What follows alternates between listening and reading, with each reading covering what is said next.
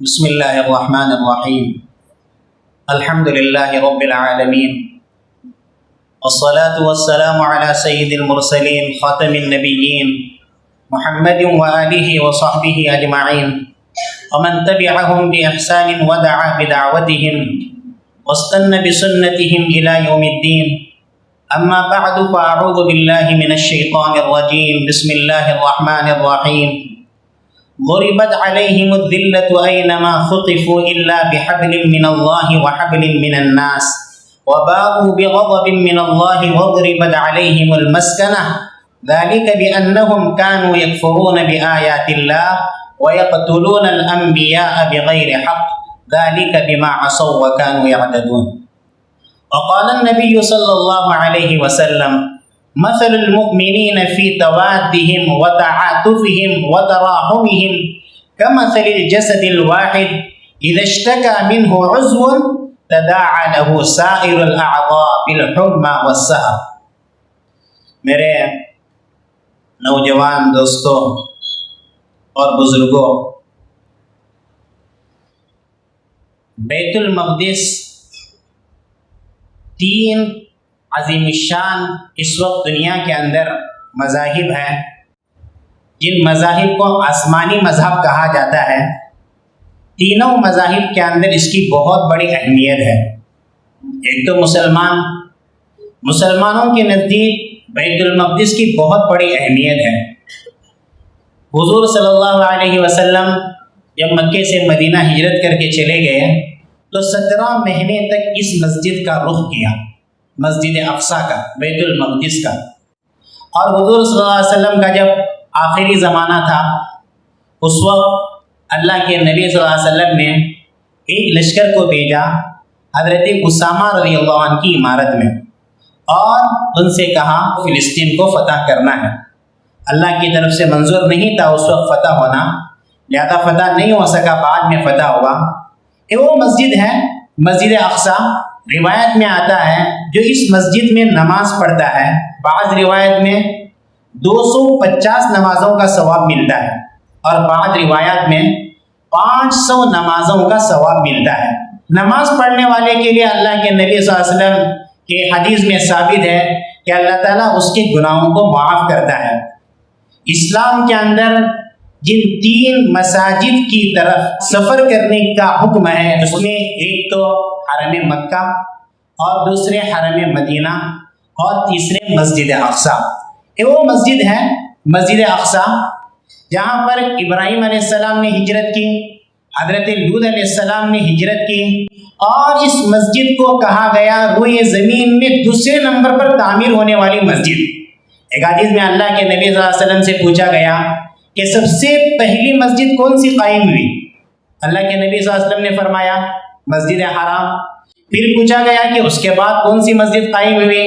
اللہ کے نبی صلی اللہ علیہ وسلم نے فرمایا دوسرے نمبر پر مسجد اقصیٰ تعمیر ہوئی. اور ان 2 مسجدوں کے درمیان صرف 40 سال کا فرق ہے. اب ایک سوال پیدا ہو سکتا ہے، سلیمان علیہ السلام اور ان سے پہلے داؤد علیہ السلام مشہور ہے کہ مسجد اقصیٰ انہوں نے تعمیر کی، اور حرم مکی کے بارے میں مشہور ہے کہ آدم علیہ السلام نے سب سے پہلے قائم کیا تھا. تو یاد رکھیے داؤد علیہ السلام نے جو مسجد تعمیر کی پہلی مرتبہ انہوں نے تعمیر نہیں کی تھی، ان سے پہلے اور دوسروں نے تعمیر کی تھی. ابراہیم علیہ السلام یا عیسیٰ علیہ السلام نے تعمیر کی ہوگی، کیونکہ 40 سال کا جو فاصلہ ہے دونوں مسجدوں کے درمیان.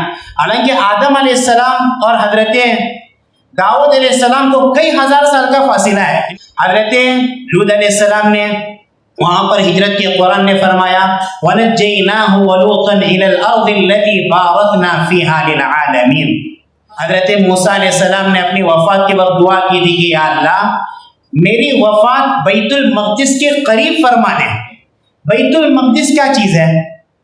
دیکھیے فلسطین کے اندر ایک شہر ہے بیت المقدس جس کو یروشلم کہا جاتا ہے، اور اس سے پہلے نبی صلی اللہ علیہ وسلم کی حدیث میں اس کا نام آپ کو ملے گا ایلیا. بیت المقدس کا نام ایلیا ہے. تو مسلمانوں کے اندر اس مسجد کی بڑی اہمیت ہے. بیت المقدس اور یروشلم سے یہودیوں کو بھی محبت ہے. ان کا کہنا ہے کہ یعقوب علیہ السلام ہمارے نبی تھے. یعقوب علیہ السلام کو اسرائیل کہا جاتا ہے. اسرائیل اللہ کا بندہ. یعقوب علیہ السلام، اس کے بعد یوسف علیہ السلام بھی فلسطین میں تھے. اس کے بعد وہ وہاں سے ہجرت کر کے مصر چلے گئے. اس کے بعد ان کا پورا خاندان مصر میں آباد ہوا. پھر موسیٰ علیہ السلام کو اللہ نے پیدا کیا فرعونیوں کے ظلم سے نجات دینے کے لیے. جب اللہ نے فرعون اور آل فرعون کو سمندر میں غرق کیا تو اللہ تعالیٰ نے موسیٰ علیہ السلام اور بنی اسرائیل کو حکم دیا کہ تمہیں ابھی فلسطین جانا ہے. وہاں پر مشرک قوم ہے، اس مشرک قوم سے فلسطین کو پاک کرنا ہے. لیکن آپ کو معلوم ہے کہ بنی اسرائیل کیسی قوم تھی؟ ضدی قوم تھی، ہٹ درم قوم تھی. پہلی دوسری مرتبہ بات مانتی نہیں تھی. انہوں نے الٹے سیدھے سوالات کیے. آپ جائیے، آپ کا رب جائیے فلسطین میں، آپ دونوں جا کے جہاد کیجیے. فَاذْهَبْ أَنْتَ وَرَبُّكَ فَقَاتِلَا إِنَّا هَاهُنَا قَاعِدُونَ. آپ جائیے، آپ کا رب جائے، آپ دونوں جنگ کریں، ہم یہاں بیٹھے رہیں گے. تو اللہ تعالیٰ کو ان کا ایک جواب پسند نہیں آیا. اللہ نے ان کو سزا دی. 40 سال تک وادی تیہ میں تمہیں پھرتے رہنا ہے. 40 سال تک پھر ان کو کوئی ٹھکانہ نہیں ملا. اسی دوران اللہ تعالیٰ نے ان کے کھانے پینے کا انتظام کیا. آسمان کی طرف سے من سلوا اللہ تعالیٰ نے اتارا ان کے کھانے کے لیے. ان کے کپڑوں کا نظام یوں کیا جیسے جیسے وہ بڑھتے جاتے تھے اللہ تعالیٰ ان کے ساتھ ان کے کپڑوں کو بھی بڑا کرتا تھا. موسیٰ علیہ السلام کا اسی دوران انتقال ہوا. اس کے بعد اللہ تعالیٰ نے حضرت شمویل علیہ السلام نامی ایک نبی کو بھیجا. یہ نبی جب ان کے اندر بھیجے گئے، انہوں نے بہت کوشش کی اپنی قوم کو سمجھانے کی. جب یہ بوڑھے ہو گئے اللہ تعالیٰ کی طرف سے انہیں حکم دیا گیا کہ اس بنی اسرائیل کا سردار طالوت کو بنانا ہے. طالوت ایک غریب انسان تھے، ان کے پاس زیادہ مال نہیں تھا، لیکن ان کے اندر دینی جذبہ تھا. فلسطین کو آزاد کرنے کا جذبہ تھا مشرکوں سے. اب بنی اسرائیل کہنے لگی ہم طالوت کو کیسے بادشاہ مان سکتے ہیں، کیا نشانی ہے آپ کے پاس؟ تو اللہ تعالیٰ نے کہا حضرت شمویل علیہ السلام سے، قوم سے کہو حضرت طالوت کے بادشاہ بننے کی نشانی یہ ہے کہ تمہارے پاس جو تابوت سکینہ تھا، ان کے پاس ایک تابوت سکینہ تھا، اس کے بارے میں کہا جاتا ہے اللہ تعالیٰ نے جنت سے تابوت اتارا تھا حضرت آدم علیہ السلام پر. یہ بڑا بابرکت تابوت تھا، ایک صندوق کی کوئی شکل تھی، اس کے اندر قیمتی چیزیں رکھی جاتی تھی. آدم علیہ السلام کے بعد ان کے فرزندوں کے پاس آیا یہ تابوت، حضرت شیت علیہ السلام کے پاس آیا، پھر دوسروں کے پاس منتقل ہوتے ہوتے حضرت ابراہیم علیہ السلام کے ہاتھ میں پہنچا، ان کے بعد حضرت اسماعیل علیہ السلام کے ہاتھ میں پہنچا، پھر بعد میں جا کر حضرت یعقوب علیہ السلام کے ہاتھ میں تابوت پہنچا. اس کے بعد حضرت موسیٰ علیہ السلام کے پاس یہ تابوت پہنچا. تو اس تابوت کے اندر کیا چیزیں تھیں؟ اس تابوت کے اندر موسیٰ علیہ السلام کا عصا تھا، جو مشہور لاٹھی. قرآن میں آپ نے تذکرہ سنا کہ جب وہ زمین پر ڈالتے تھے اللہ کے حکم سے وہ لاٹھی اژدہا بن جاتی تھی. وہ عصا اس تابوت کے اندر رکھا ہوا تھا، اور حضرت موسیٰ علیہ السلام کے نعلین مبارک، چپل مبارک اس تابوت کے اندر رکھے ہوئے تھے. حضرت ہارون علیہ السلام کے پاس بھی عصا تھا، وہ عصا بھی اس تابوت کے اندر تھا، اور حضرت ہارون علیہ السلام کا عمامہ اس تابوت کے اندر تھا. اور سب سے بڑی چیز تختی، اللہ نے جس تختی پہ توریت لکھ کر بھیجا تھا موسیٰ علیہ السلام کے ہاتھ میں دیا تھا، وہ تختی تابوت کے اندر تھی. اس کے علاوہ من و سلوا کا من اس تابوت کے اندر تھا. بنی اسرائیل اس تابوت کو ویسے ہی اہمیت دیتے تھے جیسے ہم کعبے کو اہمیت دیتے ہیں. کعبہ ہمارے اندر کیسی اہمیت کا حامل ہے؟ کعبے کے پاس جاتے ہیں ہم لوگ دعا کرتے ہیں، حجر اسود کو بوسہ دیتے ہیں. بنی اسرائیل اس تابوت سے ویسی محبت کرتے تھے. اب یہ تابوت غائب ہو چکا تھا، ان کے پاس موجود نہیں تھا. اب حضرت شمویل علیہ السلام نے کہا کہ دیکھو اللہ کا حکم ہے کہ طالوت تمہارا بادشاہ، طالوت کی عمارت میں جا کے تم جنگ کرنا فلسطین کے مشرکوں سے، اللہ تعالیٰ تمہیں فتح دے گا. اس کی نشانی کیا ہوگی؟ وقال لهم نبيهم ان آیت ملکی، ان کے نبی نے ان سے کہا طالوت کے بادشاہت کی نشانی یہ ہوگی ان یأتیکم التابوت، تمہارے پاس وہ تابوت آئے گا، فیہ سکینۃ من ربکم، اس تابوت کے اندر تمہارے رب کی طرف سے تمہارے لیے तसल्ली का सामान है। और बक़ियतुम, और उसके अंदर क्या है, आले मूसा और आले हारून के तबर्रुकात हैं। वो बोल लाएंगे, फरिश्ते लाकर पेश करेंगे। जब तुम ताबूत देखोगे समझना कि ये तुम्हारे बादशाह है। अल्लाह की तरफ से यूँ हुआ, एक छकड़ा बैलगाड़ी जिसे कहते हैं उनके पास कहीं से लाकर पेश कर दिया, ये अल्लाह की तरफ से हुआ। तो जब उन्होंने ताबूत देख लिया, उनको ताबूत मिल गया, उन्होंने समझा कि यकीनन अल्लाह की तरफ से ये बादशाह है, इनकी सरकर्दगी में और इनकी सरपरस्ती में, इनकी क़ियादत में हमें जंग करना है। वहाँ पर बहुत बड़ी जंग हुई, हालांकि इनकी तादाद ज़्यादा नहीं थी। इनकी तादाद वैसे समझो जैसे बदर में मुसलमानों की तादाद और कुफ़ार की तादाद में कितना बड़ा फ़र्क था, उतना बड़ा फ़र्क था, बल्कि उससे भी ज़्यादा फ़र्क था। उसके अंदर एक दाऊद नामी एक इंसान थी, उस वक्त उनकी कोई शोहरत नहीं थी, एक आम इंसान, एक नौजवान, एक लड़के आए दाऊद अलैहिस्सलाम ने निशाना किया जालूत को। एक जालूत दुश्मनों में सबसे बड़ा बहादुर, सबसे बड़ा ताकतवर, इनको हराना कोई ख्वाब में भी देख नहीं सकता था। जालूत को मारे, लेकिन दाऊद अलैहिस्सलाम थे बड़े जज्बे के अंदर और अल्लाह पर बड़ा भरोसा रखने वाले। ये कभी ताकत को देखते नहीं थे, ये अल्लाह की ताकत को देखते थे, अल्लाह पर भरोसा था। दाऊद अलैहिस्सलाम ने जालूत को निशाना किया और जालूत को पिछाड़ दिया। जैसे ही जालूत गिर गया है, नतीजा ये हुआ वो जंग यहूदी जीत गए। यहूदी का मतलब उस जमाने के मुसलमान, याद रखो, आज के जमाने के यहूदी नहीं, उस जमाने में यहूदी का मतलब सही यहूदी, जो उस जमाने में अल्लाह की तरफ से आसमानी जो मज़ाब था उस पर सही अमल करने वाले, ये लोग जीत गए। फिलिस्तीन इनके हाथ में आ गया, यहूदियों के हाथ में आ गया। अल्लाह ने उनसे कहा कि देखो, अगर तुम सही रहोगे मैं तुम पे हमेशा इनामात की बारिश करूंगा। अगर तुम मेरी नाफरमानी करोगे, दुनिया में जुल्म और सितम आम करोगे, मेरी शरीयत का लिहाज नहीं रखोगे, ज्यादा देर तक तुम यहाँ नहीं रह पाओगे, तुम्हें यहाँ से निकाला जाएगा। उसके बाद ये जो कौम थी बनी इसराइल, ये बिगड़ गई, राह रास्त से हट गई।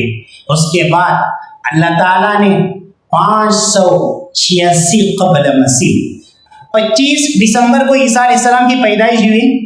उसके बाद जो साल शुरू हुआ जनवरी, उसको सन 1 मसीह कहते हैं ये लोग। ईसा अलैहिस्सलाम की पैदाइश के पहले साल को सन 1 मसीह कहते हैं। एक ईस्वी भी बोलते हैं, एक मसीह भी बोलते हैं।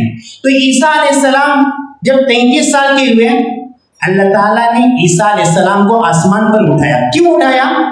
हालांकि ईसा अलैहिस्सलाम को अल्लाह ने यहूदियों के पास भेजा, लेकिन यहूदी इनको समझ न पाए।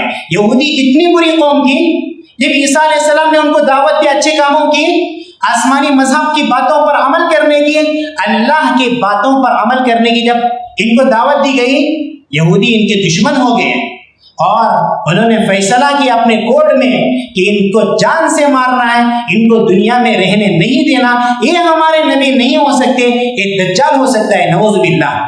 फिर यहूदियों की ताकत उस जमाने में बहुत ज्यादा थी। चंद लोग मुसलमान थे जिनको ईसाई के थे उस जमाने में अच्छे लोग, इन्होंने बड़ी कोशिश की, लेकिन उनके पास ज्यादा ताकत नहीं थी। नतीजा ये हुआ, यहूदियों ने अपने कोड में पास किया, इनको सलीब पे लटकाना है, इनको सूली पर चढ़ाना है। तो फिर लंबा किस्सा है। ईसा अलैहिस्सलाम को मारने के लिए जब ये आए, अल्लाह ताला ने उन्हीं में से एक जालिम की शक्ल ईसा की तरह बना दी और उन्होंने उसको पकड़ के मारा, उसको पकड़ के सूली पे लटकाया। और वहीं पर अल्लाह ताला ने ईसा अलैहिस्सलाम को आसमान पर उठाया, किसी को पता भी नहीं चला। ऐसे ही वाक़या हुज़ूर सल्लल्लाहु अलैहि वसल्लम के साथ हुआ था। हिजरत की रात चारों तरफ से घर का घेरा किया गया हमारे नबी का, कि हम इनको यहाँ से निकलने नहीं देंगे, ऑन द स्पॉट इनको खत्म करेंगे, एक बार में खत्म करेंगे। इनकी आंखों के सामने नबी सल्लल्लाहु अलैहि वसल्लम निकल गए, किसी को पता भी नहीं, नबी सल्लल्लाहु अलैहि वसल्लम निकल गए, जा रहे हैं, सब लोग देख रहे हैं, लेकिन नबी सल्लल्लाहु अलैहि वसल्लम उनको नजर नहीं आ रहे हैं। ऐसे ही अल्लाह ताला ने ईसा अलैहिस्सलाम को आसमान पे उठाया, जिंदा आसमान पे उठाया। यहूदी समझ गए हमने नऊज़ बिल्लाह ईसा अलैहिस्सलाम को सूली पे चढ़ाया, हालांकि उनके अपने आदमी को उन्होंने सूली पे चढ़ाया। उसने 1000 बार चिल्लाया उस आदमी ने, मैं तुम्हारा फला आदमी हूँ, फला आदमी हूँ, मुझे सूली पे न चढ़ाओ, मैं ईसा नहीं हूँ, मैं तुम्हारा फला आदमी हूँ। लेकिन यहूदी अंधे हो गए थे, ان کو کیا بات سمجھ میں آتی؟ انہوں نے نہ ماننا تھا، نہیں مانا۔ اب عیسائیوں کو بھی بیچاروں کو شک، وہ کیا کہنے لگے؟ انہوں نے کہا، عیسائی کہنے لگے کہ ہمارے نبی کو انہوں نے صلیب پہ چڑھایا، عیسیٰ علیہ السلام کو، اس کے بعد ان کی لاش ایک غار میں رکھی گئی، اس کے بعد اللہ نے اس غار میں عیسیٰ علیہ السلام کو دوبارہ زندہ کیا، دوبارہ زندہ کرنے کے بعد اللہ نے ان کو آسمان پہ اٹھایا۔ یہ ہے عیسائیوں کا عقیدہ۔ تو عیسائی ایک اعتبار سے مسلمانوں سے ذرا قریب ہے اس معاملے میں۔ یہ ان کی بات غلط ہے کہ وہ کہتے ہیں عیسیٰ علیہ السلام کو انہوں نے قتل کیا، لیکن قرآن کی بات، اللہ کی بات، وما قتلوه وما صلبوه، انہوں نے عیسیٰ علیہ السلام کو قتل نہیں کیا، ان کو صلیب پہ نہیں چڑھایا، ولکن شبہ لهم، معاملہ گڑبڑ ہوا ان کے سامنے۔ اصل بات کیا ہے؟ بل رفعہ اللہ الیہ، بلکہ اللہ نے عیسیٰ علیہ السلام کو اپنے پاس اٹھایا۔ اور کب اتریں گے عیسیٰ علیہ السلام؟ جب قیامت بہت قریب آئے گی، اللہ تعالیٰ عیسیٰ علیہ السلام کو دمشق کی جامع مسجد کے مینار پہ اتارے گا۔ یہ حدیث میں فرمایا گیا عیسیٰ علیہ السلام کی پیدائش سے 586 سال پہلے، 586 ایئر قبل مسیح کہتے ہیں، یعنی عیسیٰ علیہ السلام کی پیدائش سے 586 سال پہلے جب یہ ظلم میں حد سے آگے بڑھ گئے، یہ یہودی قوم، اللہ تعالیٰ نے ان کو ہلاک کرنے کے لیے بابل کے بخت نصر کو بھیجا۔ بابل کے بخت نصر نے ایسا حملہ کیا ان پر کہ ان کی اینٹ سے اینٹ بجا دی، پورا بیت المقدس تباہ برباد کر دیا، پورا یروشلم تباہ کر دیا، اور ان کے پاس جو تابوت سکینہ تھا وہ بھی اس کے اندر دب گیا۔ اس کے بعد سے کوئی بول نہیں سکتا تابوت سکینہ کہاں ہے۔ آج بھی یہودیوں کے مختلف دعوے ہیں، تابوت سکینہ مسجد اقصیٰ کے پیچھے جو سرنگ ہے اس کے اندر چھپا ہوا ہے، ہم بعد میں اس کو نکالیں گے، بہت ساری سازشیں کرتے رہتے ہیں، لیکن صحیح علم کسی کو نہیں اللہ کے سوا تابوت سکینہ کہاں ہے۔ یہ واقعہ ہوا، اس کے بعد پھر کسی نے بیت المقدس کو دوبارہ آباد کیا اور ہیکل سلیمانی جو تھی اس کو دوبارہ تعمیر کیا۔ پھر عیسیٰ علیہ السلام کے آسمان پہ اٹھائے جانے کے صرف 37 سال بعد، سن 70 عیسوی میں عیسیٰ علیہ السلام سن 33 عیسوی میں آسمان پہ اٹھائے گئے، اس کے صرف 37 سال بعد اللہ تعالیٰ نے ان پر ٹائٹس کو بھیجا۔ یہ رومن ٹائٹس بولتے ہیں، بڑا ظالم تھا لیکن ان کے لیے ایسا ہی آدمی ضروری تھا۔ رومن ٹائٹس، اس نے ان کی اینٹ سے اینٹ بجا دی اور سارے بیت المقدس کو اس نے تباہ برباد کیا اور یہودیوں کو وہاں سے بھگا دیا۔ اس زمانے سے مختلف علاقوں میں یہودی در بدر کی ٹھوکریں کھاتے پھر رہے ہیں، کہیں پہ ان کو ٹھکانہ نہیں۔ سن 70 عیسوی کے بعد اس کے چند سالوں بعد وہاں پر رومن ایمپرر ہیڈریان نامی ایک شخص پیدا ہوا، اس نے وہاں پر آباد کیا لوگوں کو، اس کا نام اس نے ایلیا رکھا، یہ نام اس نے رکھا تھا ایلیا۔ پھر سن 570 عیسوی میں اللہ کے نبی صلی اللہ علیہ وسلم پیدا ہوئے اور 610 عیسوی میں اللہ کے نبی صلی اللہ علیہ وسلم کو نبوت مل گئی۔ جب نبی صلی اللہ علیہ وسلم وہاں سے مدینہ ہجرت کر لیے، مدینہ ہجرت کرنے کے بعد وہاں یہودی آباد تھے۔ یہودیوں کے 3 قبیلے تھے، بنو نذیر، بنو قینوقا اور بنو قریظہ، یہ مدینے میں تھے۔ اللہ کے نبی صلی اللہ علیہ وسلم نے ان سے معاہدہ کیا کہ دیکھو مکے کا دشمن یا کوئی باہر کا دشمن اگر مدینے پہ حملہ کرے گا، ہم اور تم سب مل کے ان کا مقابلہ کریں گے۔ لیکن یہودیوں نے اس معاہدے کا لحاظ نہیں رکھا، بات بات پہ معاہدہ توڑتے تھے۔ نبی صلی اللہ علیہ وسلم نے ان کو سزا دی، بعض قبیلے کو وہاں سے جلا وطن کر دیا، مدینے سے باہر نکال دیا۔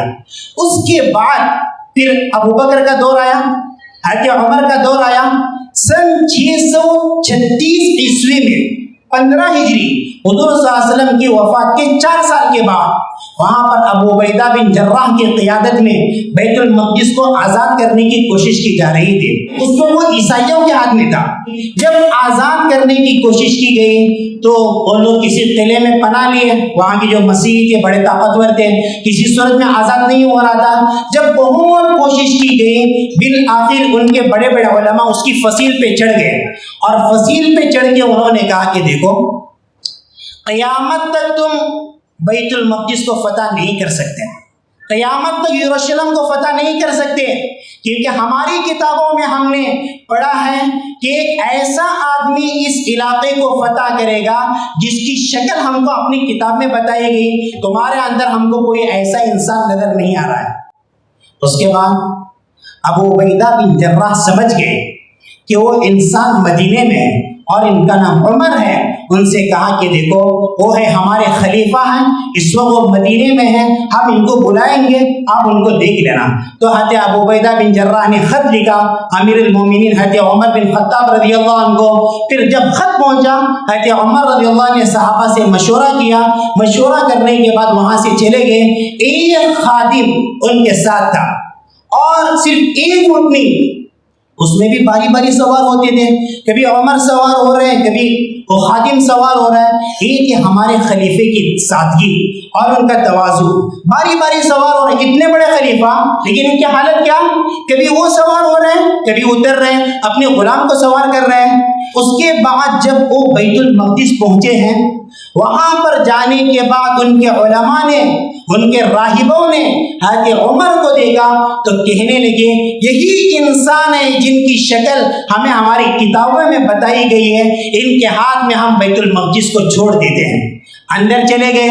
قبۃ الصخرہ، ایک کون سی جگہ ہے قبۃ الصخرہ جس کو آپ لوگ فوٹوز میں دیکھتے ہیں، جو گنبد دیکھتے ہیں، یہ قبۃ الصخرہ حضور صلی اللہ علیہ وسلم نے جب معراج کا سفر کیا تھا تو مکے سے چلے گئے، سیدھے ان کی منزل تھی بیت المقدس، وہاں سے آسمان کا سفر شروع ہوا تھا، اس جگہ کو قبۃ الصخرہ کہتے ہیں۔ اس سفر کے بعد خلیفہ عبد الملک بن مروان، انہوں نے وہاں پر قبہ تعمیر کیا تھا، وہاں پر ایک گنبد بنایا تھا نشانی کے لیے، اس کو ہم لوگ قبۃ الصخرہ کہتے ہیں۔ اس کے جنوب میں مسجد اقصی ہے، تھوڑے سے فاصلے پر۔ تو حضرت عمر رضی اللہ عنہ جب وہاں چلے گئے، ان کے ہاتھ میں مسجد اقصی فتح ہوا۔ سن 636 عیسوی کا واقعہ۔ اس کے بعد مسلسل مسلمانوں کے ہاتھ میں رہا، اموی حکومت خلفائے راشدین کے بعد، اس کے بعد عباسی حکومت آئی۔ جب مسلمان آپس میں جھگڑنے لگے، اسلامی خلافت کمزور پڑنے لگے، سلجوقی حکومت اس کا جب زوال ہوا اور اسلامی سلطنت شمالی سرحدوں میں کمزور ہو گئی، اور اس وقت عیسائیوں کو ایک بہت بڑا راہب مل گیا، راہب پطرس کی صورت میں، ایسا واعظ تھا کہ آگ لگا دیتا تھا اپنے خطبوں سے، اپنے وعظ اور نصیحت سے۔ اس نے پوری عیسائیت کے اندر جان پیدا کر دی کہ بیت المقدس ہمارا تھا، مسلمانوں کے قبضے میں ہے، مسلمان ابھی کمزور ہو چکے ہیں، ہمیں بیت المقدس کو فتح کرنا ہے۔ اب یہ واقعہ تھا سن 1097 عیسوی کا۔ اب انہوں نے کوششیں شروع کی، نتیجہ یہ ہوا 1099 عیسوی میں 1099 یہ سن چل رہا تھا عیسوی، اس عیسوی میں واقعہ یہ ہوا کہ پوری یورپی قوم، پوری مسیحی دنیا ٹوٹ پڑی فلسطین پر، اور انہوں نے بیت المقدس کو، یروشلم کو اپنے قبضے میں لیا۔ اس کے بعد سے 88 سال مسلسل مسیحیوں کے ہاتھ میں بھی۔ اس وقت پورے عالم اسلام میں مایوسی چھائی ہوئی تھی، پورا عالم اسلام مایوس کہ مسلمانوں کا ایک بہترین علاقہ یورپ کے ہاتھ میں چلا گیا، عیسائیوں کے ہاتھ میں چلا گیا۔ اللہ کی طرف سے ایک ایسے بندے کو اللہ نے پیدا کیا، اس کا نام تھا ایمان الدین زنگی رحمۃ اللہ علیہ۔ ان کے ہاتھ میں اسلامی حکمرانی ملی، ان کے اندر ایک جذبہ تھا، صلیبیوں کے خلاف جنگ کرنا ہے، صلیبیوں کو یہاں سے بھگانا ہے۔ انہوں نے بہت کوشش کی، شام اور عراق کی حکومت مستحکم کی، مضبوط کی، اور انہوں نے عیسائیوں کا فوجی طاقتور علاقہ تھا، اس کا نام تھا الرہا، اس کو بھی فتح کیا، لیکن زیادہ ان کو موقع نہیں ملا۔ سن 1146 عیسوی میں ایک غلام کے ہاتھ شہید ہوئے۔ ان کی شہادت کے بعد ان کا ایک نامور فرزند سلطان نور الدین زنگی رحمۃ اللہ علیہ، ان کے ہاتھ میں حکمرانی ہوئی۔ ان کا خواب تھا بیت المقدس کو آزاد کرنا ہے، ان کو مسلمانوں کے قبضے میں لینا ہے، یہاں سے مسیحیوں کو بھگانا ہے۔ انہوں نے اتنی کوشش کی، رات دن ان کی نگاہوں میں بیت المقدس رہتا تھا۔ اس کے لیے تقریباً فلسطین کے سارے علاقے فتح کیے انہوں نے، لیکن اللہ کو جو منظور ہوتا ہے وہی ہوتا ہے۔ اتنے اچھے حکمران تھے سلطان نور الدین زنگی رحمۃ اللہ علیہ. اس زمانے کے مورخ ابن الاسیر جزری رحمۃ اللہ علیہ نے لکھا ہے خلفائے راشدین اور عمر بن عبد العزیز رحمۃ اللہ علیہ کے بعد ان سے بہتر سیرت اور ان سے انصاف پسند بادشاہ میں نے نہیں دیکھا. اتنے اچھے انسان تھے. مدارس کا قیام کیا شام کے بڑے بڑے علاقوں میں. سلطان نور الدین زنگی رحمۃ اللہ علیہ نے ایک امام ابو حنیفہ رحمۃ اللہ علیہ کے مسلک کے پیروکار تھے، لیکن ان کے مقدر میں بیت المقدس کو فتح کرنا نہیں تھا. سن 1174 عیسوی میں ان کی وفات ہو گئی ایک بیماری میں. ان کے بعد حکمرانی اس شخصیت کے ہاتھ میں چلی گئی جن شخصیت کے کارنامے سننے کے لیے آج ہم لوگ یہاں پر جمع ہیں. وہ ہے سلطان صلاح الدین ایوبی رحمۃ اللہ علیہ. سلطان صلاح الدین ایوبی رحمۃ اللہ علیہ کی پیدائش سن 1138 عیسوی میں اور ان کی وفات سن 1193 عیسوی میں ہوئی. صرف عیسوی اعتبار سے 55 سال دنیا میں رہے. وہ کردستان کے رہنے والے تھے. ایک کردی غیر عرب عراق موجودہ عراق میں وہ شہر پڑتا ہے تکریت میں وہ پیدا ہوئے تھے. ایک ایسے انسان تھے ان کے لڑکپن میں کوئی سوچ بھی نہیں سکتا تھا کہ یہ لڑکا بیت المقدس فتح کرے گا. خود انہوں نے کہا ہے کہ جب میں مصر جا رہا تھا اپنی مرضی سے نہیں گیا، مجھے نور الدین زنگی رحمۃ اللہ علیہ نے زبردستی بھیجا تھا. میں مجبوراً مصر چلا گیا تھا. وہ مصر جانے سے پہلے اور اسلامی فوج میں شامل ہونے سے پہلے کوئی سوچ بھی نہیں سکتا تھا اتنا بڑا کام اللہ تعالیٰ ان سے لے گا. لیکن ایک شریف انسان تھے، اچھے اخلاق کے حامل تھے، رحم دل انسان تھے. اللہ کو کسی سے کچھ کام لینا ہوتا ہے، اللہ تعالیٰ اس کی لڑکپن کی جو زندگی ہوتی ہے اس کے اندر سدھار پیدا کرتا ہے. وہ گناہوں سے دور رہتا ہے، وہ گندی چیزوں سے دور رہتا ہے. سلطان صلاح الدین ایوبی رحمۃ اللہ علیہ اپنے لڑکپن سے گندی چیزوں سے دور تھے. اتنی اچھی جوانی انہوں نے گزاری دین میں، دین کے راستے میں. کبھی اپنے برج میں 4 پارے سنتے تھے اپنی فوجیوں سے، اپنی سپاہیوں سے. ایک مرتبہ کسی بات میں کہنے لگے ایک مدت بھی کوئی نماز میری جماعت کے بغیر نہیں ہوئی، ساری نمازیں جماعت سے پڑھتے تھے. اتنے بڑے سپہ سالار، اتنے بڑے قائد، اتنے بڑے حکمراں، ایک نماز بھی جماعت کے بغیر نہیں ہوتی تھی. بیماری کے ایام ہوتے ہیں کسی امام کو بلاتے ہیں ان کے پیچھے نماز پڑھتے ہیں. زندگی میں ان کی کوئی راتوں کی نفل نہیں چھوٹی. علماء نے لکھا ہے، مورخین نے لکھا ہے اگر کسی رات نفل ان کی چھوٹتی رات کے آخری وقت میں اس کو مکمل کر لیتے، کیونکہ ان کا مسلک شافعی تھا اور شافعی مسلک کے اندر فجر کے بعد بھی کبھی فجر سے پہلے بھی پڑھ سکتے ہیں. اور یہ قرآن پڑھنے کے بڑے شاعر تھے، لوگوں سے قرآن سنتے، قرآن پڑھنے کی ترغیب دیتے، حدیث سننے کے لیے لوگوں کو بلاتے. جب ان کو پتا چلتا کوئی بہت بڑا عالم آیا ہوا ہے خود ان کی مجلس میں چلے جاتے ہیں اور حدیث سن کے. بہرحال ان کی عبادتیں بہت زیادہ تھیں اور اتنے بامروت تھے.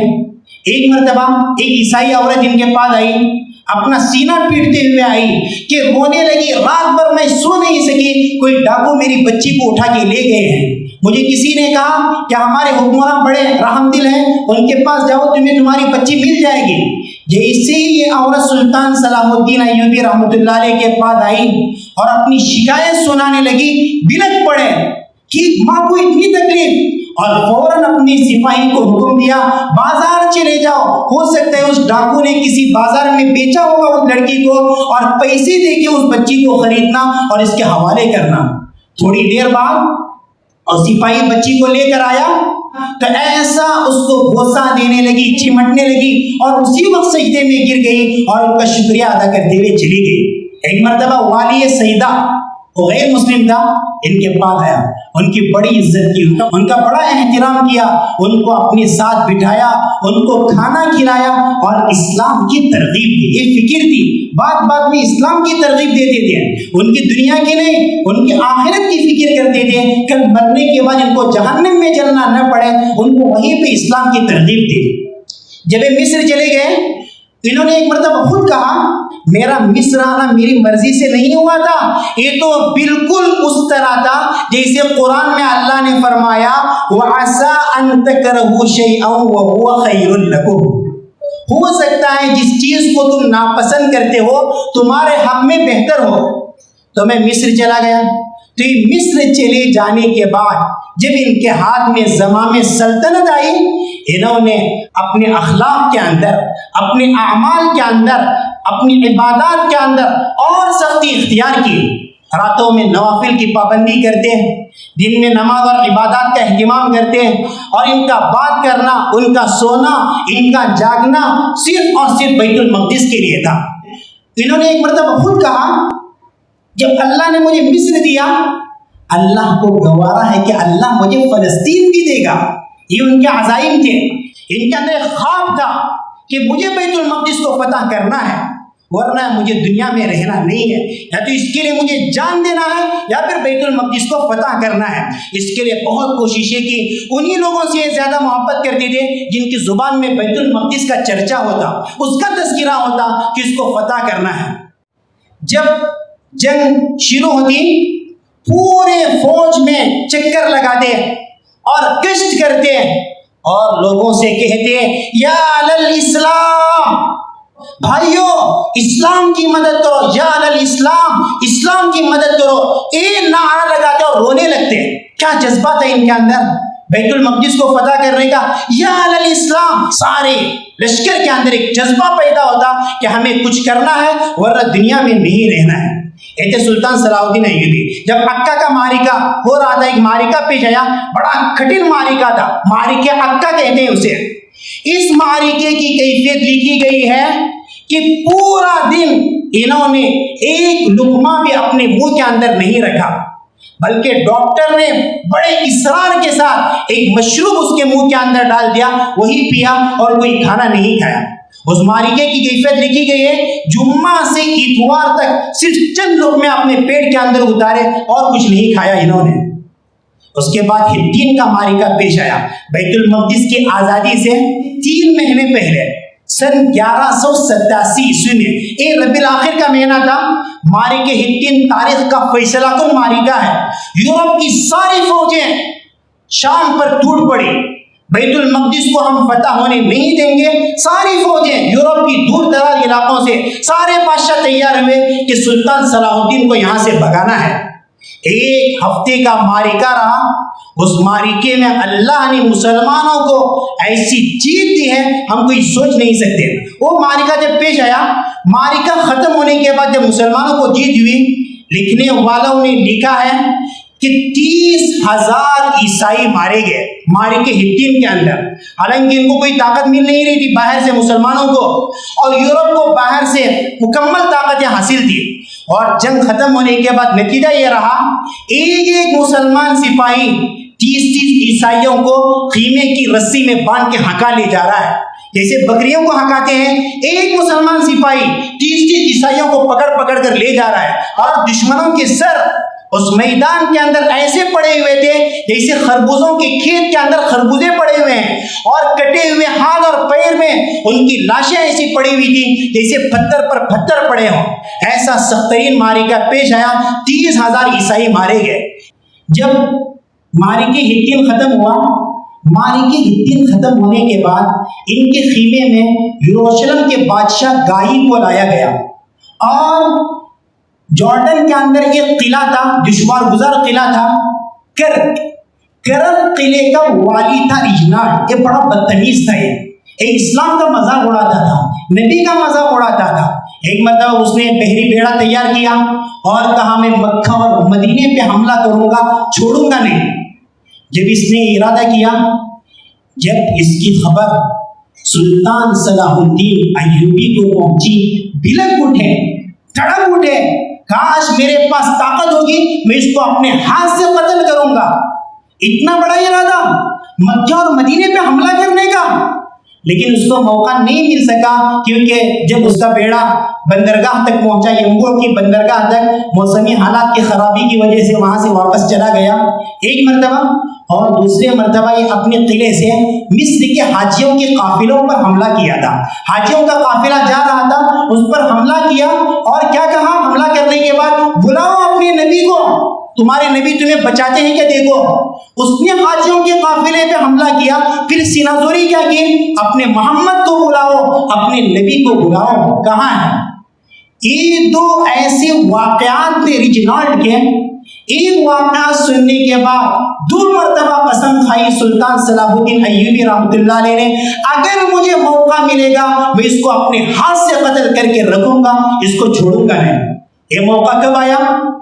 جب مارکہ حطین ختم ہوا، بادشاہ یروشلم گائی اور یہ ریجنالڈ، یہ دونوں ان کے خیمے میں پیش کیے گئے۔ پیاس سے بڑی حالت ان کی خراب ہو رہی تھی۔ سلطان صلاح الدین ایوبی رحمۃ اللہ علیہ نے برف کا پانی پیش کرنے کا حکم دیا یروشلم کے بادشاہ گائی کو۔ جب اس نے پانی پیا، پانی پینے کے بعد تھوڑا سا پانی اس نے بچایا اور بچا کے اپنے بھائی ریجنالڈ کو دیا۔ سلطان صلاح الدین ایوبی نے ترجمان سے کہا کہ کہو اس سے یہ پانی میں نے نہیں دیا، یہ پانی اس بادشاہ نے دیا، کیونکہ پانی دینے کا مطلب یہ ہوتا ہے میں نے تمہیں امان دی، اب میں تمہیں قتل نہیں کروں گا۔ اور دیکھو ریجنالڈ، ابھی بھی موقع ہے، ایمان قبول کرو، اسلام قبول کرو، ابھی بھی موقع ہے۔ اس نے اسلام قبول کرنے سے انکار کیا۔ اس وقت سلطان صلاح الدین ایوبی نے کہا تھا ریجنالڈ سن، میں نے 2 مرتبہ تجھے قتل کرنے کی قسم کھائی تھی۔ ایک مرتبہ جب تو نے مکہ اور مدینہ جیسے پاکیزہ شہر پہ حملہ کرنے کا ارادہ کیا، اور دوسری مرتبہ حاجیوں کے قافلے پہ حملہ کر کے تو نے کہا تھا اپنے نبی کو بلاؤ، ہاں انا انتصر لمحمد علیہ الصلاۃ والسلام، آج محمد صلی اللہ علیہ وسلم کا انتقام لینے کے لیے میں تیار ہوں۔ ایک کہہ کے ایک تلوار ماری اس کی گردن پہ، اس کی گردن پیچھے کو لٹک گئی۔ یہ دیکھ کے وہ گائی شاہ یروشلم کہاں اٹھا؟ تو سلطان صلاح الدین ایوبی نے اس سے کہا ڈرو مت، ہم بادشاہوں کے ساتھ ایسا سلوک نہیں کرتے، لیکن کچھ حد سے آگے بڑھا ہوا تھا، اس لیے ہم کو ایسا کرنا پڑا۔ اس معرکے کے صرف 3 مہینے بعد سن 1187 عیسوی میں اللہ کو بیت المقدس کو آزاد کرنا تھا، مسلمانوں کے قبضے میں دلانا تھا۔ سلطان صلاح الدین ایوبی اور ان کے ساتھ مسلمانوں نے بڑی کوششیں کی، نتیجہ یہ ہوا ان کے ہاتھ میں بیت المقدس فتح ہوا۔ یہ ہے سن 1187 عیسوی کا واقعہ۔ اسلامک اعتبار سے رجب کی 27 تاریخ تھی۔ مشہور روایت جو ہے اللہ نے معراج کا جو سفر کروایا اپنے حبیب کو 27 رجب المرجب کو، اسی تاریخ کو اللہ تعالیٰ نے بیت المقدس فتح کرایا۔ اب یہ واقعہ ہونا تھا۔ اس واقعے کے بعد سلطان صلاح الدین ایوبی کو کیا سلوک کرنا تھا دشمنوں کے ساتھ، وہ سننے سے تعلق رکھتا ہے۔ حالانکہ جب بیت المقدس پہ عیسائیوں نے اس سے 88 سال پہلے قبضہ کیا، اتنا ظلم کیا تھا مسلمانوں پر۔ سن 1099 عیسوی میں خود عیسائیوں نے لکھا ہے اتنا ظلم کیا تھا، بوڑھوں کو اور بچوں کو اور عورتوں کو ذبح کیا تھا، ان کی لاشوں کا مسئلہ کر دیا تھا۔ جو بیچارے برج پہ چڑھنا چاہ رہے تھے ان کو تیروں سے نشانہ بنا کے ان کو چیر کے رکھ دیا تھا۔ خود عیسائیوں نے لکھا ہے کہ بیت المقدس میں فاتحانہ داخلے پر صلیبی مجاہدین نے ایسا قتل عام مچایا کہ بیان کیا جاتا ہے کہ ان صلیبیوں کے گھوڑے جو مسجد عمر سوار ہو کر گئے، گھٹنوں خون کے چشمے میں ڈوبے ہوئے تھے۔ یہ ان کا سلوک تھا عیسائیوں کا۔ بچوں کی ٹانگیں پکڑ کر ان کو دیوار سے دے مارا گیا یا ان کو چکر دے کر فصیل سے پھینک دیا گیا۔ یہودی کل کے کل اپنے ہیکل یعنی اپنے معبد میں زندہ جلائے گئے۔ اس وقت عیسائیوں کی دشمن تھی یہودی، وہاں عیسائیوں کی حکومت تھی۔ دوسرے دن اس سے بڑے پیمانے پر ان لرزاخیز مظالم کا جان بوجھ کر اعادہ کیا گیا۔ ٹینکڑ نے 300 قیدیوں کی جان کی حفاظت کی ضمانت کی تھی۔ وہ چیختا چلاتا رہا اور ان سب کو باہر لا کر قتل کر دیا گیا۔ پھر ایک زبردست قتل عام شروع ہوا۔ مردوں، عورتوں اور بچوں کے جسم ٹکڑے ٹکڑے اور ریزہ ریزہ کر دیے گئے۔ ان کی لاشوں کے ٹکڑوں اور کٹے ہوئے اعضاء کے ڈھیر لگے ہیں۔ بالآخر یہ فاقانہ قتل عام اختتام کو پہنچا۔ شہر کی خون آلودہ سڑکوں کو عرب قیدیوں سے دھلوا دیا گیا۔ یہ مسیحیوں کی رپورٹ ہے۔ جب انہوں نے قبضہ کیا مسلمانوں کے علاقے پر، ایسا ظلم کیا، اور جب سلطان صلاح الدین ایوبی نے فتح کیا تو صاف اعلان کیا کوئی کسی عیسائی کو نہیں مارے گا، جو عیسائی فدیہ دے کر جانا چاہے ان کو چھوڑ دے، وہ شہر سے باہر آرام سے جا سکتا ہے۔ اور جب سلطان صلاح الدین ایوبی کو پتہ چلا خود عیسائی علماء اور خود ان کے بھائی فدیہ دے دے کے بوڑھوں کو چھوڑ رہے ہیں، انہوں نے بھی اعلان کیا جن بوڑھوں کے پاس فدیہ نہیں وہ میری طرف سے چلے جائیں، اور گیٹ کے پاس، دروازے کے پاس اپنے سپاہیوں کو مقرر کیا، جا کر دیکھو کوئی مسلمان کسی پر ظلم تو نہیں کر رہا ہے، کوئی جذبے میں آ کے کسی عیسائیوں کو تکلیف تو نہیں دے رہا ہے۔ یہ سلوک تھا سلطان صلاح الدین ایوبی رحمۃ اللہ علیہ کا دشمنوں کے ساتھ۔ ویسا ہی سلوک جیسے حضور صلی اللہ علیہ وسلم نے فتح مکہ کے موقع پہ کیا تھا، وہی دشمن سامنے تھے جنہوں نے مکے سے نبی کو چند سال پہلے نکالا تھا، حضور صلی اللہ علیہ وسلم کے قبضے میں آ گئے۔ حضور صلی اللہ علیہ وسلم نے صاف اعلان کیا لا تثریب علیکم اليوم اذهبوا فانتم الطلقاء، آج تم پہ کوئی سرزنش نہیں، کوئی ڈانٹ نہیں، تم چلے جاؤ، تم سب آزاد ہو۔ پھر جب یہ معرکہ ختم ہوا، بیت المقدس مسلمانوں کے ہاتھ میں آ گیا، سب سے پہلے حضرت سلطان صلاح الدین ایوبی نے ایک کام یہ کیا کہ ان سے پہلے نور الدین زنگی رحمۃ اللہ علیہ نے ایک ممبر تیار کیا تھا، ان کی خواہش تھی بیت المقدس فتح ہو جائے، اس ممبر کو رکھنے کا موقع نہیں ملا، یہ موقع سلطان صلاح الدین ایوبی کے ہاتھ میں آیا، انہوں نے اپنے مبارک ہاتھ سے مسجد اقصی میں ممبر رکھ دیا، نور الدین زنگی رحمۃ اللہ علیہ کا تیار کیا ہوا۔ اب یہ بات عیسائیوں کو کیسے ہضم ہو سکتی تھی؟ ان کے پاس بڑی طاقت تھی، اگرچہ وہ ہار گئے تھے، اب ساری یورپی دنیا سے عیسائی جمع ہو گئے، ان کے بڑے بڑے بادشاہ اپنا سب کچھ کام چھوڑ کر، اب ان کا عین مقصد تھا، ان کی عین خواہش تھی صلاح الدین ایوبی سے بدلہ لینا ہے، مسجد اقصی اور بیت المقدس کو دوبارہ واپس لینا ہے۔ اس کے لیے انہوں نے کوشش کی اور ہر بادشاہ میدان میں اتر آیا، 5 سال مسلسل لڑائی ہوئی، 1187 سے 1192 عیسوی تک، لیکن بالآخر وہ مسلمانوں کی طاقت تھی، مسلمانوں کی قوت تھی، اللہ پر بھروسہ تھا، اتنے سال کے معرکے میں عیسائیوں کے ہاتھ میں صرف ایک علاقہ لگا، وہ ہے عکا۔ عیسائی اور مسلمانوں کے بیچ میں صلح ہونے کے بعد ان کے ہاتھ میں صرف ایک عکا کا چھوٹا سا علاقہ میں رہا، باقی سب علاقے فلسطین کے مسلمانوں کے ہاتھ میں رہے۔ اب سلطان صلاح الدین ایوبی رحمۃ اللہ علیہ، اس کے 1 سال بعد ان کا انتقال ہوا۔ ان کی کیفیت کیا تھی انتقال کے وقت؟ ایک تو اللہ تعالیٰ نے ان کا عزم، ان کا ارادہ، ان کا مقصد پورا کر لیا۔ بیت المقدس مسلمانوں کے ہاتھ میں آیا، مسجد اقصی اس میں مسلمان نمازیں پڑھنے لگے، اور عیسائیوں کو بھی زیارت کرنے کی اجازت تھی، وہاں سے ان کو زبردستی نکالا نہیں گیا، ان مسلمانوں کے ہاتھ میں رہا۔ اس کے 1 سال کے بعد سن 1193 عیسوی میں ان کی وفات ہو گئی۔ اب ان کے انتقال کے وقت کیا کیفیت تھی ان کی؟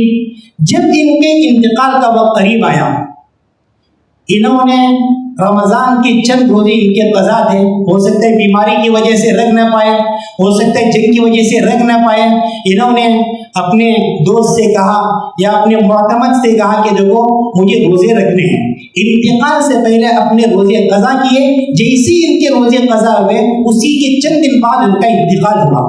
ساری زندگی ان پر زکوٰۃ فرض نہیں ہوئی، کوئی اندازہ کر سکتا ہے؟ ساری زندگی زکوٰۃ فرض نہیں ہوئی۔ ہم کو لگتا ہے سلطان صلاح الدین ایوبی بڑے کروڑ پتی ہوں گے، بڑے کھرب پتی ہوں گے، 1 روپیہ بھی زکوٰۃ فرض نہیں ہوا ان پر، پیسے تھے ہی نہیں، زکوٰۃ کہاں سے فرض ہوگا؟ ساری زندگی حج نہیں کیا، حج فرض ہی نہیں، کہاں سے حج کریں گے؟ انتقال کے ساتھ حج کرنے کی کوشش کی، پھر بھی ان کو موقع نہیں ملا، بیمار ہوئے اور انتقال ہو گیا۔ جب ان کا انتقال ہوا، ان کی جائیداد میں صرف 1 دینار، یعنی سمجھو سونے کا سکہ، اور 47 درہم، اور اس کے علاوہ انہوں نے کچھ نہیں چھوڑا۔ ساری زندگی رہنے کے لیے مکان نہیں بنایا. ہمارے یہاں بڑی بڑی بلڈنگ ہے, بچے کے لیے الگ بلڈنگ, نواسے کے لیے, نواسی کے لیے, پوتی کے لیے, پوتی کے لیے, 4 بیٹیوں کے لیے الگ الگ بلڈنگ ہے, ان کے لیے الگ الگ کمرے ہیں. ساری زندگی ایک گھر نہیں بنایا رہنے کے لیے, خیمے میں رہتے تھے. اسی خیمے کو ہوائیں ہلاتی تھی, ایسے خیمے میں رہتے تھے. جب ان کا انتقال ہوا ہے, ان کی تجہیز اور تدفین کا سامان کیسے قرض لے کے ادا کیے گئے. قرض لے کے ان کی تجہیز اور تدفین کی ذمہ داری انجام دی گئی, اور ان کے کفن کا کپڑا قاضی فاضل انہوں نے اپنی کسی حلال طریقے سے لے کر انجام دیا. ایسی غربت تھی ان کے اندر, اور ان کی زندگی کے اندر ایسی سادگی تھی. یہ تھی سلطان صلاح الدین ایوبی رحمۃ اللہ علیہ. اس کے بعد پھر مسلمانوں کے اندر کمزوری پیدا ہونے لگی, ہوتے ہوتے پھر ترکوں کے ہاتھ میں اسلامی سلطنت آ گئی. پھر برطانیہ کی حمایت سے یہودی وہاں پر آباد ہونے لگے. حالانکہ اس سے پہلے جب تک اسلامی حکومت مضبوط تھی وہاں پر زمینیں خرید نہیں سکتے تھے. اب انہوں نے برطانیہ سے حمایت حاصل کر لی. ان کا خواب یہ تھا کہ فلسطین میں ہمیں آباد ہونا ہے, وہاں آباد ہو کے وہاں کے مسلمانوں کو وہاں سے نکالنا ہے, ہمیں گریٹر اسرائیل بنانا ہے. دیکھیے, عیسائیوں اور یہودیوں کے اندر 4 معاہدے ہوئے ہیں. حالانکہ یہ دونوں آپس میں بڑے دشمن ہیں, یہ دوست نہیں, لیکن اسلام کے خلاف یہ متحد ہیں. 4 معاہدہ ہوا ہے. ایک معاہدہ یہ ہوا ہے اربگاڈون, اس کو المجدون بولتے ہیں, اور حدیث کی کتابوں میں اشارہ ملتا ہے الملحمۃ الکبریٰ, بہت بڑی جنگ عظیم ہونے والی ہے. انہیں کہتے ہیں اربگاڈون. جنگ کرنا ہے, مسلمانوں سے جنگ کر کے ہمیں گریٹر اسرائیل بنانا ہے. گریٹر اسرائیل کیا ہے؟ اس وقت فلسطین کے اندر یہ لوگ آباد ہیں, یہودی. اس وقت علماء نے ان کی سازش کو سمجھ کے فتوا دیا.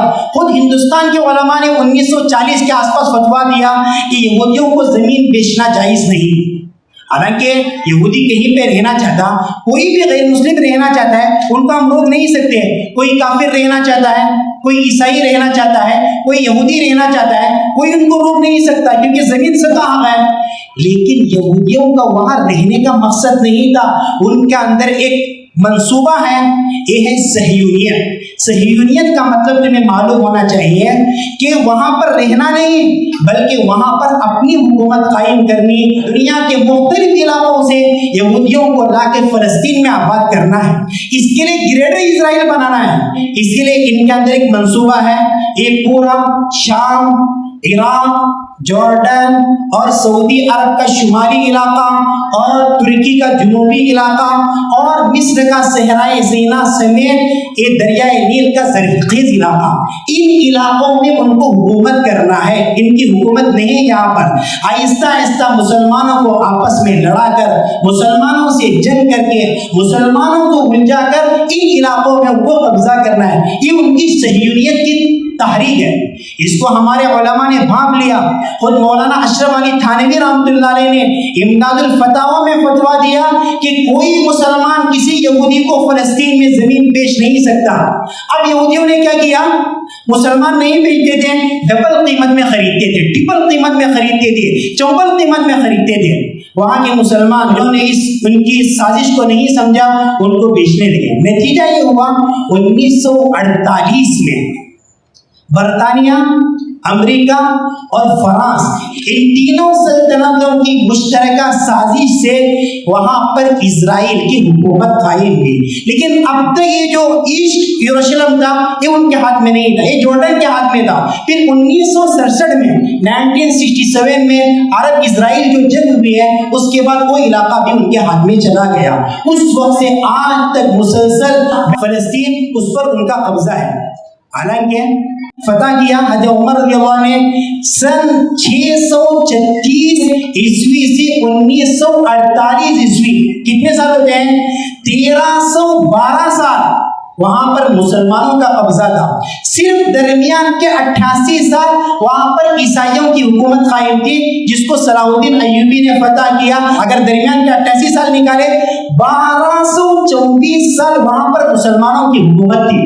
انہوں نے اپنی سازش سے وہاں پر ابھی حکومت کیا, قبضہ کیا. تو ایک مقصد ان کا ہرمجدون اور دوسرا گریٹر اسرائیل بنانا ہے، اور تیسرا مقصد ان کا کیا ہے؟ وہاں پر گریٹر اسرائیل بنانے کے بعد دجال کی آمد ہونی ہے۔ ان کی کتابوں کے مطابق دجال جو آئے گا ان کے علاقے میں آئے گا، ان کا مسیحا بن کے آئے گا، اور یہ گریٹر اسرائیل بننے سے پہلے نہیں آ سکتا، اس کے لیے راستہ ہموار کر رہے ہیں۔ پھر ان کو کیا کرنا ہے؟ دجال کی آمد سے پہلے مسجد اقصی پر پورا قبضہ کرنا ہے، وہاں پر ہیکل سلیمانی تعمیر کرنا ہے۔ ہیکل سلیمانی حضرت داؤد علیہ السلام نے تعمیر کرنے کا کام شروع کیا، دو مقصد کے لیے، ایک تو عبادت کے لیے اور دوسری تابوت سکینہ کی حفاظت کے لیے۔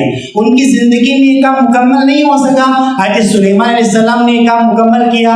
آج ہیکل سلیمانی گرا ہوا ہے، صرف ایک دیوار باقی ہے۔ آپ لوگ دیکھتے ہوں گے دیواریں گریا، وہاں پر یہودی روتے رہتے ہیں، پیٹتے رہتے ہیں اور اپنے دجال کے لیے دعا مانگتے ہیں کہ یا اللہ جلدی دجال کو بھیج دے، جلدی دجال کو بھیج دے، ہمارے ہاتھ میں حکومت آئے۔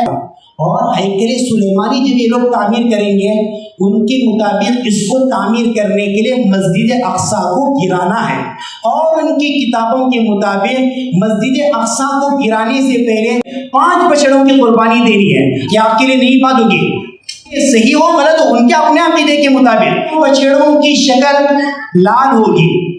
آج تک ان کو 5 بچڑے ایسے نہیں ملے، اور ان 5 بچڑوں کی عمر جب 3 سال کی ہوگی اس وقت یہ قربانی دیں گے۔ یہ قربانی دینے کے بعد نعوذ باللہ یہ مسجد اقصی کو گرائیں گے ان کے اپنے خواب کے مطابق۔ اب کیا ہوگا؟ اللہ ہی حفاظت کرے، اپنی کتابوں کے مطابق اس کے لیے کوشش کر رہے ہیں۔ ابھی 20 سال کی رپورٹ ہے، امریکہ کے کسی علاقے میں ان کو 5 بچڑے مل گئے اتنے سالوں کے بعد۔ اب وہ 2 سال کے ہو گئے، اب 3 سال ہونے سے پہلے کوئی بچڑا پتہ نہیں اس کا رنگ، کبھی ایسا ہوتا ہے 1 سال میں ایک کلر، دوسرے سال میں کلر تھوڑا سا الگ ہو جاتا ہے، تو پتہ نہیں کیا ہوگا۔ اب بعض لوگ کہتے ہیں ان کو نعوذ باللہ مسجد اقصی کو منہدم کرنے کے لیے 1 ہی سال باقی ہے، ابھی ان بچڑوں کی عمر 2 سال ہے، 3 سال کی نہیں ہوئی۔ اب اللہ ہی جانتا ہے کیا ہوگا ان کے اپنے عقیدے کے مطابق۔ جب بچڑوں کی قربانی ہوگی اس کے بعد نعوذ باللہ مسجد اقصی کو گرائیں گے لوگ، اس کے بعد ان کے عقیدے کے مطابق کانا دجال آئے گا، اور کانا دجال جب آئے گا اس کے لیے ابھی ان کو ایک تخت بھی بچھانا ہے۔ وہ تخت کہاں پر ہے ان کا؟ وہ تخت حضرت داؤد علیہ السلام جب بادشاہ ہوئے اس پتھر کی ان کی تاج پوشی ہوئی تھی۔ اس کے بعد رومن ایمپائر ٹائٹس نے جب گرایا ان کے ہیکل سلیمانی کو، وہ تخت اپنے ساتھ روم لے گیا۔ روم کے بعد وہ تخت پہنچا آئرلینڈ پہنچا، پھر اسکاٹ لینڈ پہنچا، پھر انگلینڈ پہنچا۔ 14ویں صدی عیسوی سے آج تک وہ تخت لندن کے پارلیمنٹ کے چرچ میں رکھا ہوا ہے۔ اب جب قیامت بہت قریب آئے گی، یہ ہیکل سلیمانی دوبارہ تعمیر کریں گے، وہ تخت لا کر وہ اپنے ہیکل میں رکھیں گے جس کو 3rd ٹیمپل بولتے ہیں، اور اس تخت پر دجال کی تاج پوشی ہوگی۔ جب اس کی تاج پوشی ہوگی کیا مسلمان ہاتھ باندھ کے بیٹھے رہیں گے؟ عیسائی کہاں رہیں گے؟ یاد رکھیں حدیث میں اشارات دیے گئے، جب قیامت قریب آئے گی تو ایک ایسی جنگ ہوگی، ایک باپ کے 100 بیٹے میں سے 99 بیٹے قتل ہوں گے۔ اس سے بڑی جنگ نہیں ہو سکتی۔ یہ آخری معرکہ حدیث میں الملحمۃ الکبریٰ کہا گیا۔ اب دجالی کہتے ہیں ہم جیتیں گے۔ مسلمانوں کے لیے خوشخبری ہے کہ مسلمانوں کے ہاتھ میں ساری حکومتیں آئے گی۔ ایک ایسے بشارت اللہ کے نبی صلی اللہ علیہ وسلم نے فرمایا، قیامت آنے سے پہلے ایک بھی اونٹ کے بالوں کا خیمہ اور اینٹ گاروں کا گھر نہیں بچے گا جس میں اسلام داخل نہ ہو۔ اسلام ہر گھر میں پہنچنا ہے، ابھی تک نہیں پہنچا۔ جب دجال آئے گا عیسیٰ علیہ السلام کو اللہ بھیجے گا، عیسائی ان کا انتظار کر رہے ہیں۔ جب عیسیٰ علیہ السلام آئیں گے ان کو معلوم ہوگا کہ ہمارا صحیح مذہب کیا ہے، ہمارا صحیح مذہب اسلام ہے، عیسائی اسلام قبول کریں گے۔ اور یہودیوں میں ہو سکتا ہے جن کے اندر صحیح جذبہ ہو اسلام قبول کریں، باقی سارے یہودی مارے جائیں گے، کوئی یہودی دنیا میں نہیں بچے گا۔ آج بھی ان کو حدیث پہ اتنا بھروسہ ہے، وہاں پر غرقت کے درخت لگا رہے ہیں۔ اسرائیل کے پہاڑی علاقوں میں غرقت کے درخت ہیں، کیونکہ اللہ کے نبی صلی اللہ علیہ وسلم نے فرمایا جب آخری جنگ ہوگی، دجال آئے گا، یہودی جنگ کریں گے مسلمانوں کے ساتھ، تو کیا ہوگا؟ ये यहूदी छुपेंगे तो हर चीज कहेगी, या मुस्लिम या अब्दुल्लाह हादा यहूदियुन ताल, है मुसलमान, है अल्लाह के मध्य आओ, ये यहूदी यहाँ छुपा हुआ है। दरख्त गवाही देगा, पत्थर गवाही देंगे, इल्लल गरकत, गरकत का दरख्त गवाही नहीं देगा, वो उनको छुपाएगा। अब लाखों की तादाद में वो गरकत का दरख्त उसकी नशोनुमा कर रहे हैं। तो बहरहाल ये होना है, अरबों पर तो कोई उम्मीद नहीं, क्योंकि आपको मालूम है ना 1258 में जब सुकूत बगदाद हुआ उसके बाद से अरब गिर गए। अरबों को अल्लाह ने बहुत नवाजा था, नबी सल्लल्लाहु अलैहि वसल्लम उनके खानदान में पैदा हुए, कुरान उनकी जुबान में उतरा, हदीस के अल्फाज उनकी जुबान में हैं। लेकिन जो जितनी बुलंदी पे चढ़ता है जब गिरता है तो अल्लाह बहुत गिरा देता है। अल्लामा इकबाल रहमतुल्लाह अलैह ने एक शेर कहा था ना, वज़ा में तुम हो नसारा तो तमद्दुन में हुनूद, एक मुसलमान है जिन्हें देख के शर्माए यहूद। आज अरबों की क्या उम्मीद है, जितने नाच गाने वहां पर है अल्लाह हिफाजत करे, कितने नाच गाने हो रहे हैं इस्लामी ममालिक में, खामोश बैठे हैं। फिलिस्तीन के मुसलमानों पे जो जुल्म हो रहा है, इससे पहले क्या होता था, अगर कोई किसी पे हमला करे, बैनुल अक़वामी कानून है, वो दिफाई मराकिज़ पे हमला कर सकता है। हमास का जो हमला हुआ इजराइल पर, ये तो कितने साल बाद हुआ था, 1948 से लेके आज तक कोई साल ऐसा नहीं गुजरा इजराइल ने मासूमों पे जुल्म नहीं किया। हजारों फलस्तीनी मुसलमान शहीद हो चुके, बच्चों को भुना गया, उनको ज़बह किया गया, औरतों के जिस्म पे बैठ के मारा गया, कत्ल किया गया। इतने सालों के बाद हमास ने एक बदला लिया, मामूली बदला। अब सारी दुश्मन ताकतें मुत्तहिद हैं कि तो हमास जालिम है, हमास को ऐसा नहीं करना चाहिए। ये नहीं देखते कितने लाखों मासूमों का कत्ल हुआ है, कितने लाखों मासूम शहीद हो गए। एक हमला किया उसके बाद से सबकी आंखें खुल गई, ऐसा करना गलत है।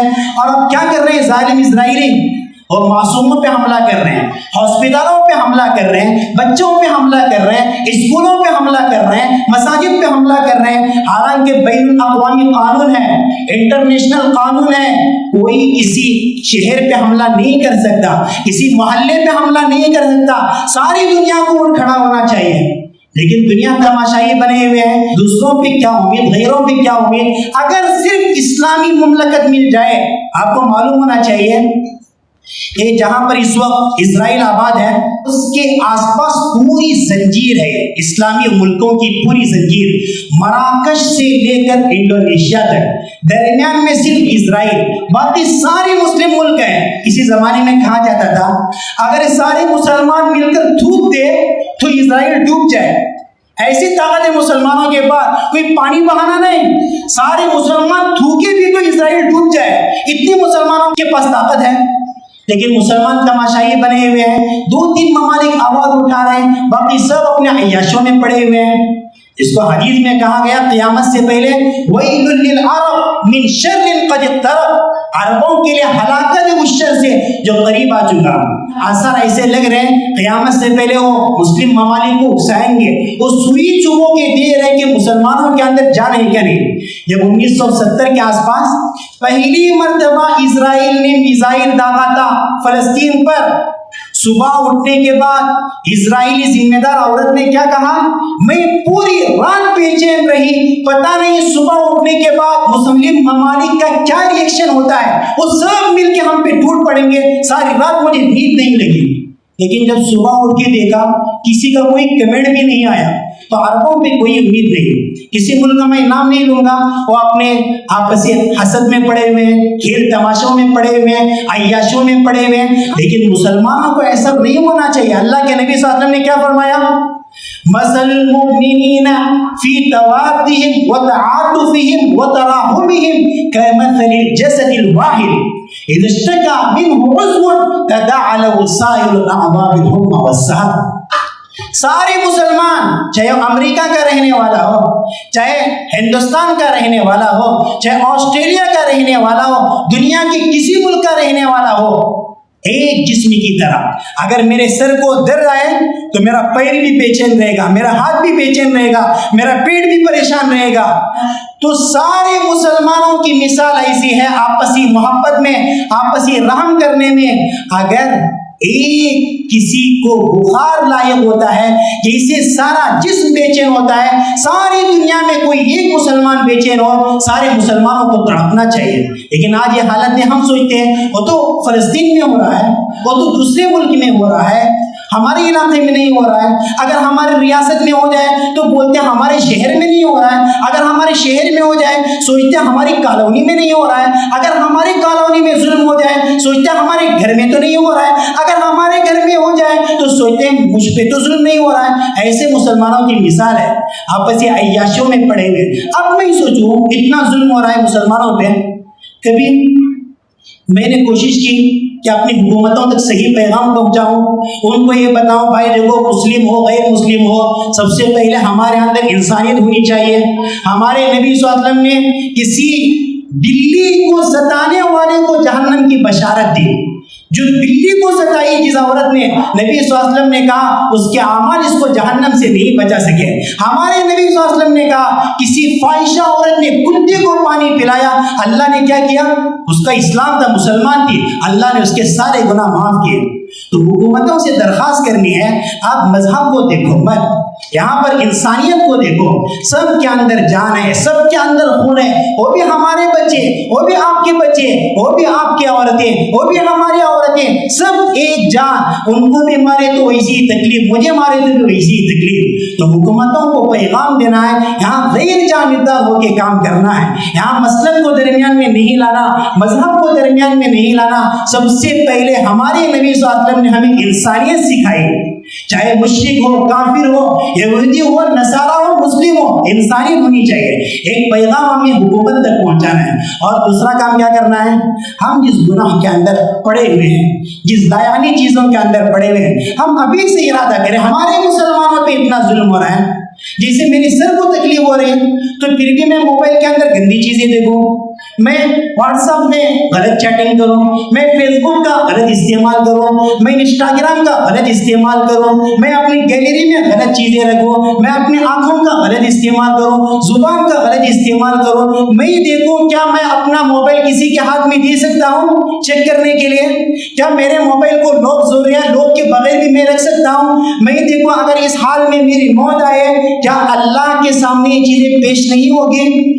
اس لیے میرے بھائیوں ہمیں گناہوں سے بچنا ہے. رجوع اللہ کہتے ہیں, اللہ کے پاس توبہ کرنا ہے. ہمارے بچے مارے جا رہے ہیں, ہماری عورتیں ذبح کی جا رہی ہے, ہمارے بوڑھے ہسپتالوں میں شہید ہو رہے ہیں, اور ہم یہاں پر کھیل تماشے میں ہیں. کس کے اندر یہ جذبہ ہے؟ اگر ابھی ہمارے یہاں کوئی میچ ہوگی, کس کے اندر یہ جذبہ ہوگی کہ میں کھیلنے نہیں جاؤں گا؟ یہ جذبہ ہونا, یہ نہیں سوچنا کہ سب جا رہے ہیں میرے نہ جانے سے کیا فرق پڑے گا. اگر سلطان صلاح الدین ایوبی بھی ایسا سوچتے ہیں آج تو شاید غیروں کے ہاتھ میں رہتا. ان کے پاس طاقت نہیں تھی زیادہ, ان کے پاس اتنی قوت نہیں, جذبہ تھا, دین کی محبت تھی, ایمان کی محبت تھی, اسلام کی محبت تھی. وہ کوئی عرب نہیں تھے. اللہ کو جس سے کام لینا اس کے اندر جذبہ پیدا ہونا ہے, اور اللہ سے دعا کرنا. نبی صلی اللہ علیہ وسلم بھی دعا کرتے رہے. اب ہم اللہ سے دعا کریں, رو رو کے, گڑ گڑا کے, کہ اللہ تعالیٰ مسلمانوں کے حالات درست کریں, ظالموں کو اللہ تعالیٰ اپنے حشر تک پہنچا دیں, اور مظلوموں کی اللہ تعالیٰ حفاظت کریں, ان کی مدد کریں. یہ چند باتیں تھی, اللہ سے دعا ہے اللہ تعالیٰ ہمیں دین کی صحیح سمجھ عطا فرمائے. وآخر دعوانا الحمدللہ.